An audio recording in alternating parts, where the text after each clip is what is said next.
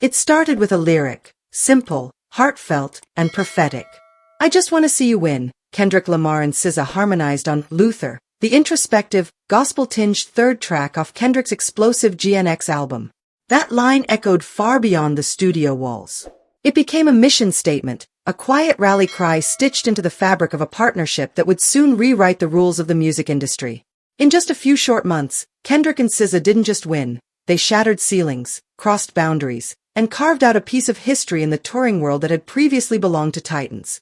Welcome to celebrity rap life, where the red carpets never roll up and the spotlight never fades.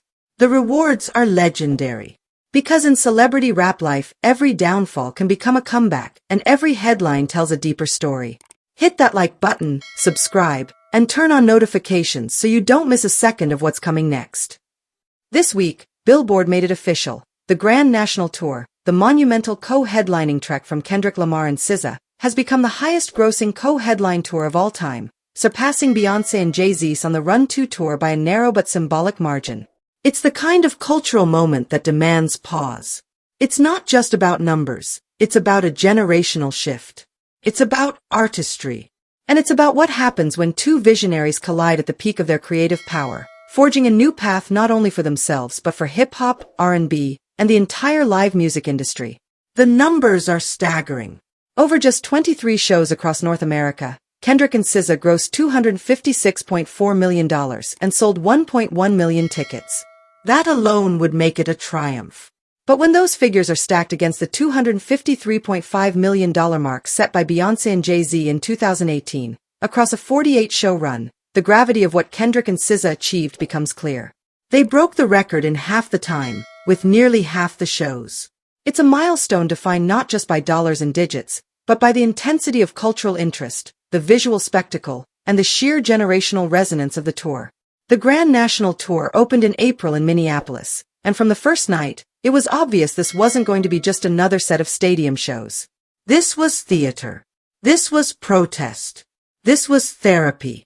This was war and healing all at once.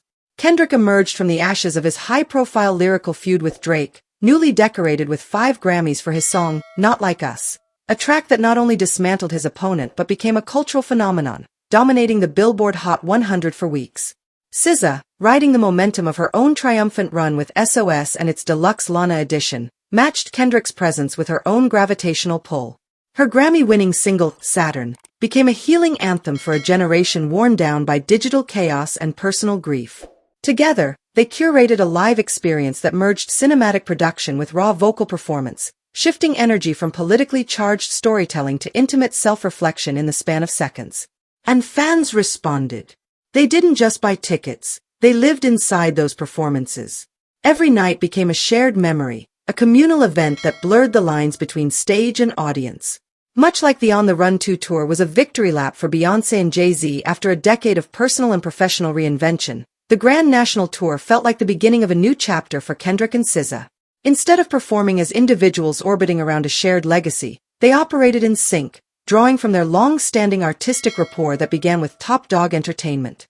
Kendrick's verses on Doves in the Wind, SZA's presence on All the Stars, their Grammy-nominated hit from Black Panther. Those collaborations were seeds that fully bloomed on stage.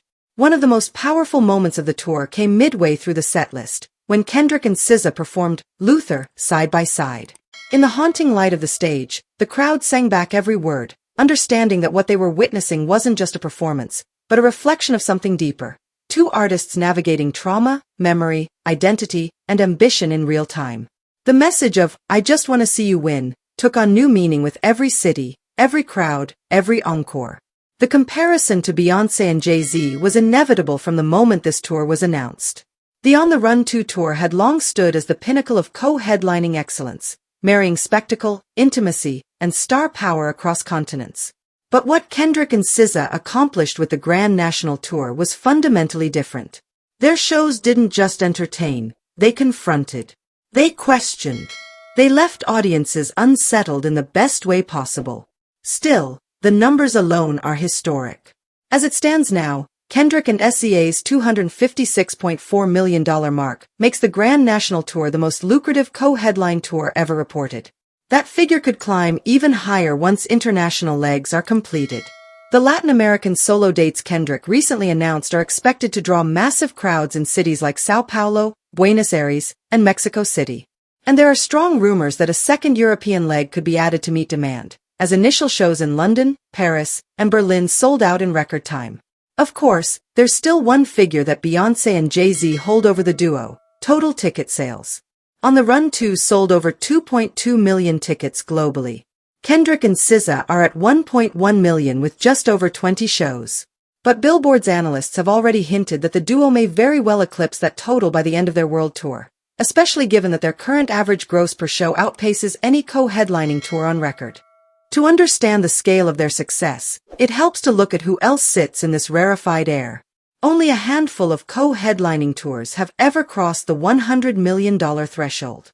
Def Leppard and Motley Crue managed it in 2022 with their nostalgia-fueled stadium tour.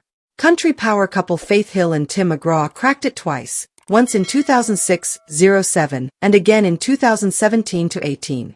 And of course Beyoncé and Jay-Z did it twice, first with the original on the Run tour in 2014 and then with the record-breaking follow-up in 2018.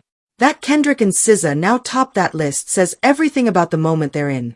This isn't just a hot streak. It's a generational coronation. Beyond the stats and accolades, the Grand National Tour represents something more vital. It's the culmination of over a decade of growth for two of the most singular artists in modern music.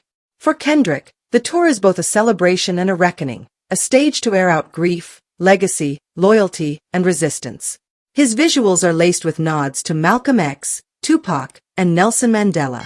His sets intersperse verses from The Black or the Berry, with urgent new material like Squabble Up and TV Off.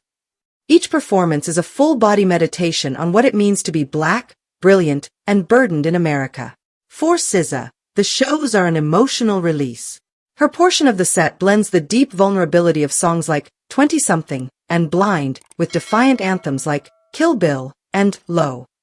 She floats above the stage on hydraulic platforms and dances barefoot across smoke-covered floors. Her artistry is tactile, physical, and intimate. Fans cry. She cries. It's theater, yes, but it's also therapy. The kind you can't get from a screen. When they come together on stage, as they do at several key points during the show, the synergy is undeniable. It's not a battle of egos, but a conversation. Their chemistry, both musical and spiritual, grounds the spectacle in a rare authenticity. That connection is what's made this tour more than just an event. It's a cultural shift. And that shift is being documented in real time. Social media is awash with clips of Kendrick confronting police brutality through performance art, or SZA tenderly embracing a fan who traveled 6 hours just to hear Saturn live. Critics have lauded the show's balance of radical expression and pop sensibility, while fans describe it as transformative.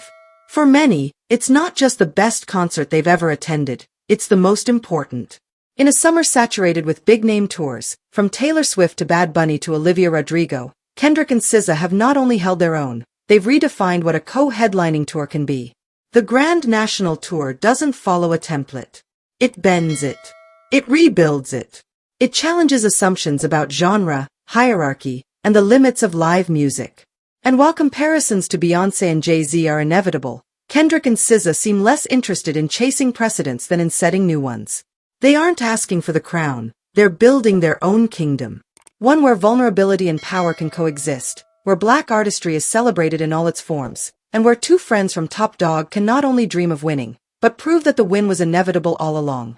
This story is far from over, and the truth is still unfolding. I want to hear what you think. Drop your take in the comments. And if you don't want to miss the next twist, hit that like button, subscribe, and turn on notifications so you don't miss a second of what's coming next.